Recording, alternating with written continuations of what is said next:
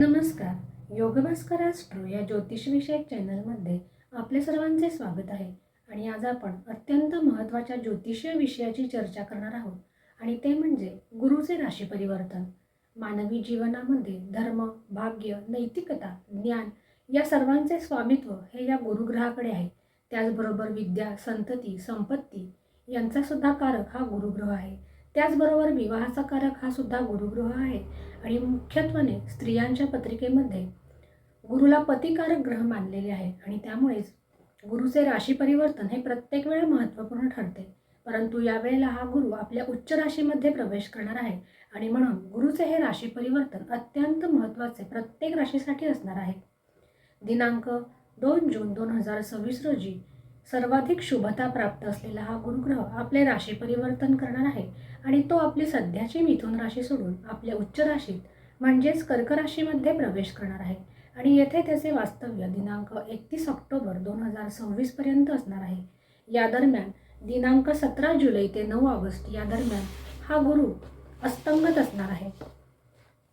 हे राशीफल आपल्या चंद्र राशीवर अवलंबून आहे, परंतु ज्यांना आपली चंद्ररास माहीत नाही अशांनी हे राशीफल आपल्या नामराशीनुसार पाहावे आणि फलादेशाच्या अचूकतेसाठी हे राशीफल आपली चंद्रकुंडली आणि आपली लग्नकुंडली या दोन्हीनुसार पाहावे आणि एकत्रितपणे आपला निर्णय घ्यावा.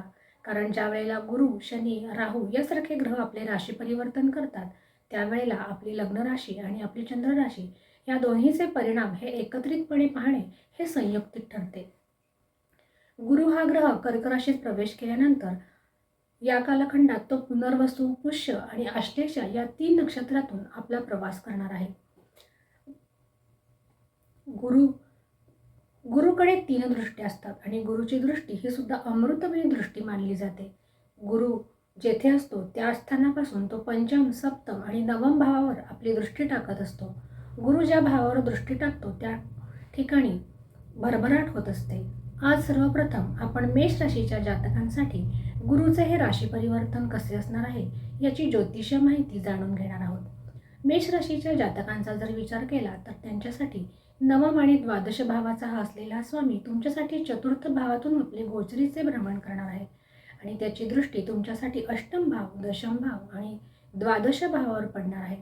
मेष राशीच्या जातकांसाठी हा गुरु हंस महापुरुष योग निर्माण करणार आहे. चतुर्थ भाव हा मातृसौख्याचा भाव आहे. त्याचबरोबर सर्व प्रकारची सुखे, वाहन, वास्तू, भूमी, संपत्ती यांचा विचार हा चतुर्थ भावावरून केला जातो आणि त्याचबरोबर आरोग्याचा विचार करण्यासाठी हृदयाचा विचार हा चतुर्थ भावावरून केला जातो. कालपुरुषाच्या कुंडलीत सुद्धा चतुर्थ भावामध्ये गुरुला उच्चत्व प्राप्त होत असते आणि असा हा गुरु तुमच्यासाठी चतुर्थातूनच गोचर करणार आहे. वास्तुसौख्याचा लाभ मेष राशीच्या जातकांना या कालखंडात घेता येणार आहे. त्याचबरोबर मातृसौख्य हे सुद्धा तुम्हाला या कालखंडात चांगले लाभणार आहे. घरातील सुखसुविधांचा लाभ या कालखंडात तुम्हाला मिळणार आहे. नोकरी आणि कार्यक्षेत्रात दोन्ही ठिकाणी तुमच्यासाठी हा गुरु एक श्रेष्ठ अशी स्थिती निर्माण करत आहे. कारण या उच्चेच्या गुरुची 7वी दृष्टी तुमच्यासाठी कर्मभावावर पडत आहे. नोकरीत पदोन्नतीचे मार्ग त्यामुळे हा गुरु तुमच्यासाठी निर्माण करू शकतो. ज्यांना नोकरीत स्थलांतर हवे आहे म्हणजे जास्त लांबची नोकरी सोडून जर जवळ नोकरी करण्याची जर इच्छा असेल तर त्यांच्यासाठी सुद्धा हा कालखंड अनुकूल आहे. या कालखंडात त्यांनी प्रयत्न केल्यास त्यांना निश्चित अशी सफलता मिळू शकते. त्याचबरोबर जे जातक बँकिंगसारख्या क्षेत्रामध्ये कार्यरत आहेत त्यांच्यासाठी सुद्धा हा कालखंड चांगला आहे आणि व्यापारी वर्गासाठी हा कालखंड अनुकूलता घेऊन येत आहे. स्थावर प्रॉपर्टी संबंधी जर तुम्ही काही काम करत असाल तर त्यासाठी सुद्धा गुरुचे हे गोचर चांगले आहे. प्रेमीजनांसाठी गुरुचे हे गोचर त्यांच्या जीवनामध्ये स्थिरता आणि प्रेमामध्ये प्रगाढता निर्माण करताना दिसत आहे. स्थिरतेचा अनुभव प्रेमीजनांना या कालखंडात येऊ शकतो. त्याचबरोबर ज्या प्रेमीजनांना आपल्या प्रेमाचे रूपांतर विवाहात करण्याची इच्छा आहे त्यांच्यासाठी सुद्धा हा कालखंड चांगला आहे. दाम्पत्य सौख्याचा विचार करता गुरुचे हे गोचर मेष राशीच्या दाम्पत्य जीवनासाठी सुद्धा चांगले आहे. विद्यार्थ्यांसाठी हा कालखंड चांगला आहे. सर्व प्रकारचे शिक्षण घेणाऱ्यांसाठी हा कालखंड चांगला आहे, परंतु विशेषत्वाने इंजिनिअरिंग, आर्किटेक्चर, शेती विषयक जर तुम्ही शिक्षण घेत असाल तर त्यांच्यासाठी हा कालखंड अनुकूल असणार आहे. स्वास्थ्याचा जर विचार केला तर स्वास्थ्य एकंदरीत ठीकठाक असलेले दिसून येत आहे, परंतु ज्यांना कफजन्य विकार आहेत म्हणजे ज्यांची कफ प्रकृती आहे त्यांनी मात्र स्वतःची काळजी घेणे हे गरजेचे आहे. गुरुची 5वी दृष्टी तुमच्यासाठी अष्टम भावावर पडणार आहे. त्यामुळे अकस्मात धनलाभाचे संकेत हा गुरु तुमच्यासाठी निर्माण करू शकतो. त्याचबरोबर विम्यासारख्या कंपनीत जर तुम्ही काम करत असाल किंवा विम्याचे जर पैसे येणार असतील तर त्याचा लाभ हा येताना दिसत आहे. जुन्या आजारातून मुक्तीचे संकेत हा सुद्धा गुरु तुमच्यासाठी घेऊन येत आहे. म्हणजे आयुवर्धन करणारा असा हा कालखंड मेष राशीच्या जातकांसाठी असणार आहे. या गुरुची 7वी दृष्टी तुमच्यासाठी दशम भावावर पडणार आहे.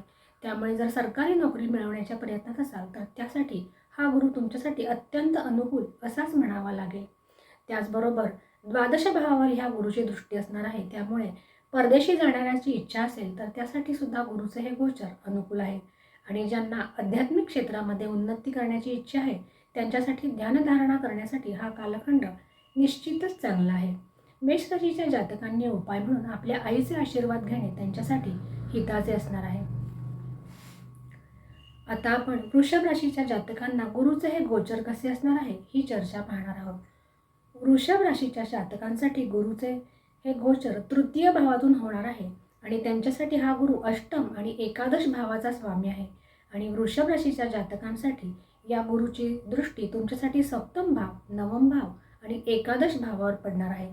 वृषभ राशीच्या जातकांसाठी हा कालखंड एक नवीन संधी निर्माण करणारा कालखंड म्हणून जर त्याचा विचार केला तर ते संयुक्तिक ठरणार आहे. तृतीय भाव हा पराक्रमाचा भाव आहे. त्याचबरोबर तुमच्या करिअरचा भाव आहे.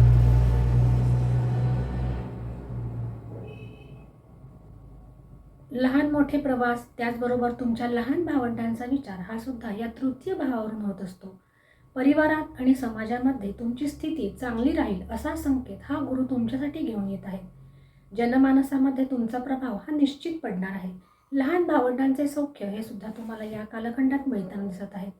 वडिलांची प्रॉपर्टी संबंधी जर काही भावंडांमध्ये मतभेद असतील तर ते मतभेद मिटवण्यासाठी हा कालखंड एक सर्वश्रेष्ठ असा कालखंड म्हणून त्याची गणना केल्यास ते वावगे ठरणार नाही. नोकरीत सुद्धा हा कालखंड तुमच्यासाठी चांगला असणार आहे. पराक्रमामध्ये करिअरच्या दृष्टीने वृद्धीचे संकेत हा गुरु तुमच्यासाठी घेऊन येत आहेत. तुमच्यातील नेतृत्व गुण हे या कालखंडात वाढताना दिसत आहेत. त्याचबरोबर जे मार्केटिंग, कन्सल्टिंग अशासारख्या क्षेत्रामध्ये काम करतात त्यांच्यासाठी गुरुचे हे गोचर अत्यंत अनुकूल असे असणार आहे. विशेष करून मीडियासारख्या क्षेत्रात जर तुम्ही काम करत असाल तर त्यांच्यासाठी हा कालखंड चांगला आहे. म्हणजे ज्यांचा समाजाशी संबंध येतो त्यांच्यासाठी गुरुचे गोचर हे अनुकूल असणार आहे. व्यापारावर याचा अनुकूल परिणाम होताना दिसत आहेत आणि ह्याची दृष्टी भाग्यभावावर पडणार आहे आणि म्हणून भाग्याची जोड ही वृषभ राशीच्या जातकांना निश्चितच मिळणार आहे आणि याचा लाभ उठवणे हे त्यांच्या हातात असणार आहे. शैक्षणिक क्षेत्राशी संबंधित असा जर तुम्ही व्यापार करत असाल तर त्यांच्यासाठी विशेषत्वाने हा कालखंड चांगला आहे. प्रेमीजनांचा विचार करता वृषभ राशीच्या जातकांसाठी प्रेमी जीवन हे अनुकूल असलेले दिसून येते. मनातील भावनांचे प्रकटीकरण करण्यासाठी गुरुचा हा उच्चेचा कालखंड तुमच्यासाठी निश्चितच हितावह असणार आहे.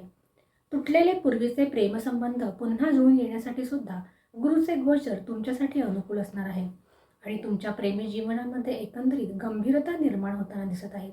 दाम्पत्य जीवन हे सुद्धा तुमचे सुमधुर असलेले दिसून येत आहे. दाम्पत्य जीवनामध्ये जर आधी काही नाराजीचे सूर असतील तर या कालखंडात ते विरून जातील आणि तुमचे जर दाम्पत्य विवाह विच्छेदाकडे जर सरकत असेल तर त्यांना सुद्धा गुरुच्या दृष्टीने त्यामध्ये सुधारणा झालेली पाहायला मिळेल आणि तुटलेले दाम्पत्य जीवन पुन्हा पूर्वपदावर येण्यास हा गुरु तुम्हाला निश्चितच मदत करणार आहे. जर तुम्हाला तीर्थयात्रा करण्याची इच्छा असेल तर त्यासाठी सुद्धा हा कालखंड चांगला आहे. कारण या गुरुची दृष्टी भाग्यभावावर पडत आहे आणि हा भाव तुमच्या धर्माचा, धार्मिकतेचा, मोठ्या यात्रांचा भाव आहे आणि म्हणून तीर्थयात्रा करणाऱ्यांनी याचा विशेष विचार केला पाहिजे. विद्यार्थ्यांसाठी हा कालखंड चांगला आहे. तर जे स्पर्धा परीक्षांची तयारी करत आहेत त्यांच्यासाठी हा कालखंड विशेषत्वाने चांगला आहे. नवीन इंटरव्ह्यू देण्यासाठी हा कालखंड तुमच्यासाठी निश्चितच सकारात्मक असणार आहे. स्वास्थ्याचा जर विचार केला तर ज्यांना खांद्याचे, कानाचे, हाताचे काही आजार आहेत त्यांनी आपल्या स्वास्थ्याची काळजी घेणे हे गरजेचे आहे आणि त्याच्यावर जर तुम्ही उपचार केले तर ते सुद्धा सकारात्मक परिणाम तुम्हाला घेऊन येणार आहे. श्वसनासंबंधी जर विकार असतील तर त्यांनी सुद्धा आपल्या स्वास्थ्याची काळजी घेणे हे हिताचे असणार आहे.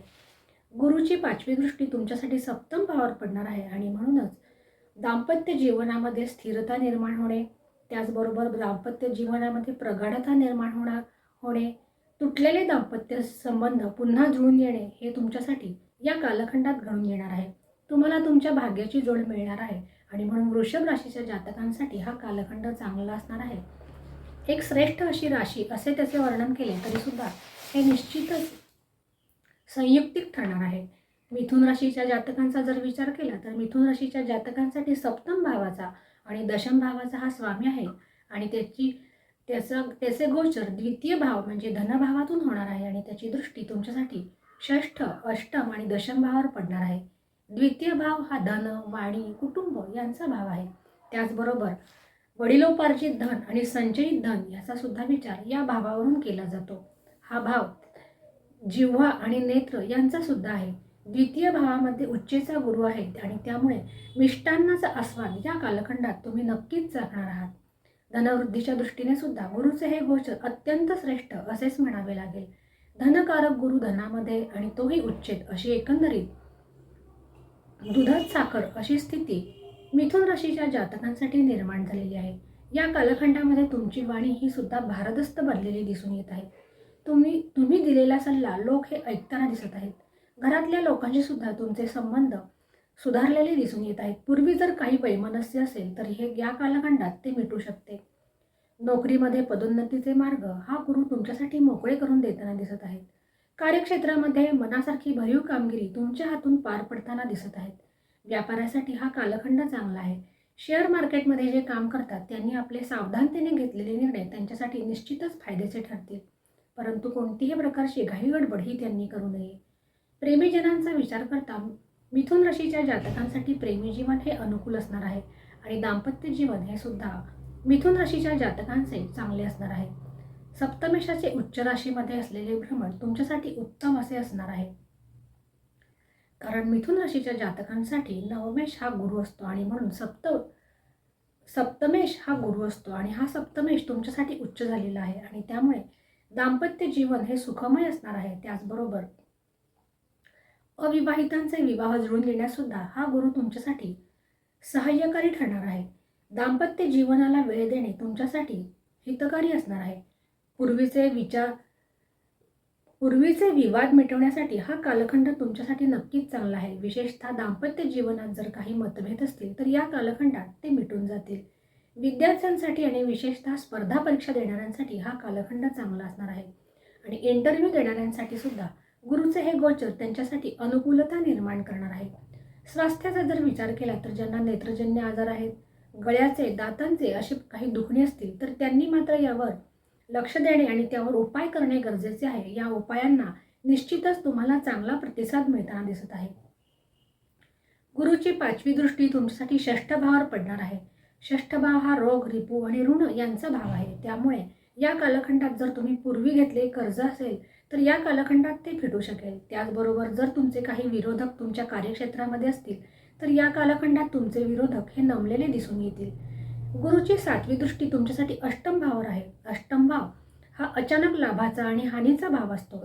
त्याचबरोबर आयुवृद्धिकारक असा हा भाव आहे आणि या भावावर उच्चेच्या गुरुची दृष्टी पडणार आहे आणि त्यामुळे निश्चितच अचानक धनलाभाचे संकेत, आयुवृद्धीचे संकेत, आजारातून मुक्तता मिळण्याचे संकेत हा गुरु तुमच्यासाठी घेऊन येत आहे. उपाय म्हणून मिथुन राशीच्या जातकांनी दत्ताची आराधना त्यांच्यासाठी हिताचे ठरणार आहे. अशा प्रकारे आज आपण गुरुचे राशी परिवर्तन आणि त्याचा मेष, वृषभ आणि मिथुन या राशींवर पडणारा प्रभाव याची ज्योतिषीय माहिती जाणून घेतलेली आहे. पुढच्या भागामध्ये आपण टप्प्याटप्प्याने राहिलेल्या राशींची चर्चा ही पाहणार आहोत. अशाच प्रकारच्या नवनवीन ज्योतिषी आणि धार्मिक विषयांच्या खात्रीशीर माहितीसाठी चॅनलला लाईक आणि सबस्क्राईब नक्की करा. आज आपण येथेच थांबूया. पुन्हा भेटूया याच्या पुढच्या भागामध्ये. तोपर्यंत नमस्कार.